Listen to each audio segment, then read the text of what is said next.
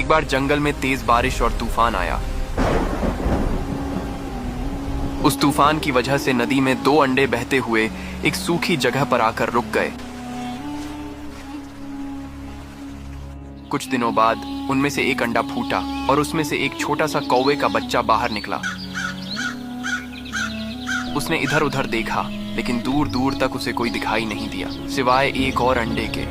वो उदास होकर उसी अंडे से चिपक कर भूखा प्यासा बैठा रहा।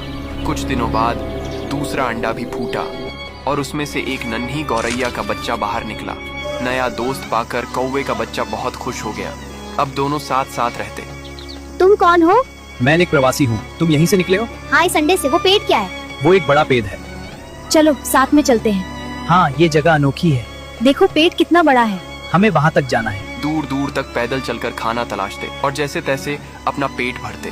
धीरे धीरे समय बीता और दोनों बड़े हो गए। एक दिन तेज गर्मी पड़ रही थी। गर्म रेतीली हवा चल रही थी।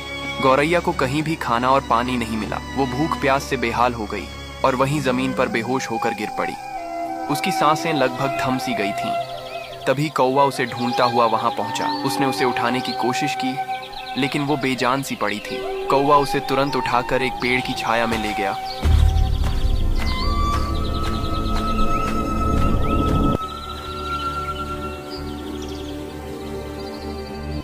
तू चिंता न कर, तुझे कुछ नहीं होगा।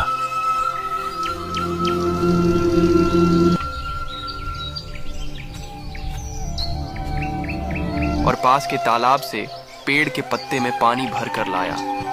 उसने धीरे धीरे पानी गौरैया के मुंह पर डाला। कुछ ही देर में गौरैया को होश आने लगा। फिर कौवा तालाब के पास गया, मिट्टी खोदकर कुछ केंचुए निकाले और उसे खिलाया।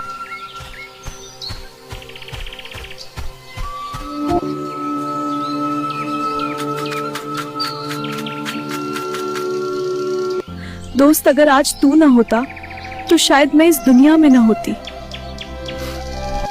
अरे पागल, दोस्त होते ही हैं मुसीबत में काम आने के लिए। उन दोनों का उनके सिवा कोई नहीं था।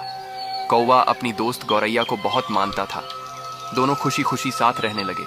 कई महीने गुजर गए। एक दिन गौरैया ने एक विशाल पेड़ के पास अपना नया घोंसला बनाया और खाना लेने चली गई। कौवा थोड़ा आलसी और चालाक था। वो गौरैया के नए घोंसले में रहने लगा। अरे वाह, कितना कमाल का घर बनाया है दोस्त गौरैया ने। मगर उसने बताया नहीं। ओह, लगता है सरप्राइज देना चाहती होगी। जब गौरैया वापस आई और उसने कौवे को अपने घोंसले में बैठा देखा तो वो गुस्से में भला बुरा कहने लगी। ये मेरा घोंसला है कौवे, बिना पूछे यहाँ रहने की हिम्मत कैसे हुई तुम्हारी?